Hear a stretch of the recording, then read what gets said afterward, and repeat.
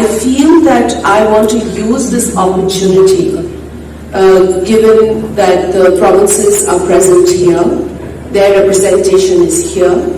I would like for them to take back this 0.5, whereby there may be an agreement signed before me, but I feel that all agreements need to have a thought process. They need to be thought well before signatures. And I feel that no stakeholder who is the constitutionally legal stakeholder of a subject should be ignored.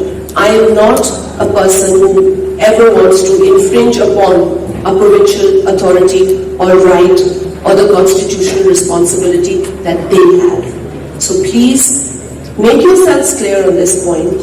And since you are engaging with provinces, and I don't know that, I would highly recommend this proposal to be shared with the provincial governments, because it's a provincial subject. Health is a provincial subject. Benazir Income Support Programme has a nutrition program that is Benazir Nashunuma, and that you correctly said that has evolved, and today, alhamdulillah, we are present in literally all the districts of Pakistan. And we take pride in this program.